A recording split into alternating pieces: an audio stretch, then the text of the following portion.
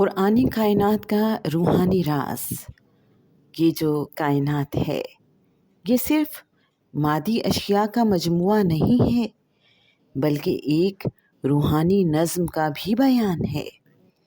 سورہ القمر کی آیت 49 میں اللہ فرماتا ہے، ہم نے ہر چیز کو ایک اندازے پر پیدا کیا ہے۔ یہ آیت صرف ستاروں، سیاروں یا کہکشاؤں کے سائز یا فاصلے کی بات نہیں کر رہی، یہ مقداروں کے قانون کی بات کر رہی ہے جو پوری کائنات میں جاری و ساری ہے۔ یعنی ہر ذرے کی کمی بیشی بھی ایک حکمت پر مبنی ہے، اور جہاں لہریں، نوری ذرات اور توانائی کی شعاعیں سفر کرتی ہیں، وہاں قرآن کہتا ہے، سورہ الرحمن آیات 19 تا 20، دو سمندر چھوڑ دیے آپس میں ملتے ہیں، ان کے درمیان ایک آڑ ہے، وہ حد سے نہیں بڑھتے۔ یہ سمندر پانی کے ہوں یا مقناطیسی لہریں، ان کے درمیان بھی ایک برزخ ہے، ایک ایسی حد جو انہیں ٹکرا کر فنا نہیں ہونے دیتی۔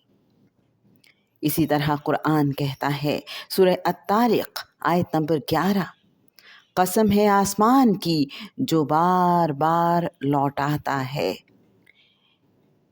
یہ رجعہ یعنی واپس لوٹنے کا عمل سائنس آج دریافت کر رہی ہے، جیسے ریڈیائی لہریں یعنی ریڈیو ویوز یا گریویٹیشنل ویوز۔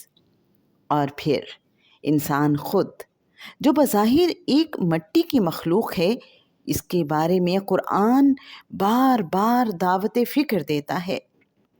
سورہ الذاریات آیت نمبر 21، اور تمہارے اپنے نفوس میں بھی کیا تم دیکھتے نہیں؟ انسان غور و فکر کرتا ہے تو ایک اور بات جو اسے سمجھ آتی ہے کہ پوری کائنات جہاں باہر موجود ہے، اسی طرح وہ خود ایک پوری کائنات ہے، اور اس کے اپنے اندر پوری کائنات موجود ہے۔ پھر وہ اپنے اندر جھانکنا شروع کرتا ہے اور اسے اپنی ذات کا عرفان حاصل ہوتا ہے۔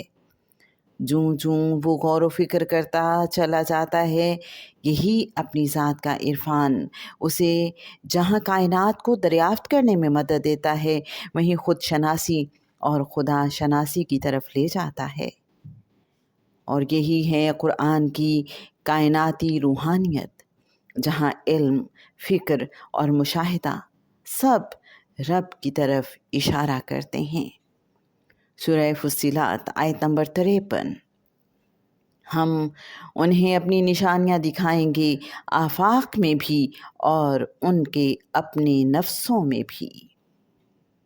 یہی نشانیاں، یہی راز اس رب تک لے جاتی ہیں جس نے اس روحانی نظام کو تخلیق کیا۔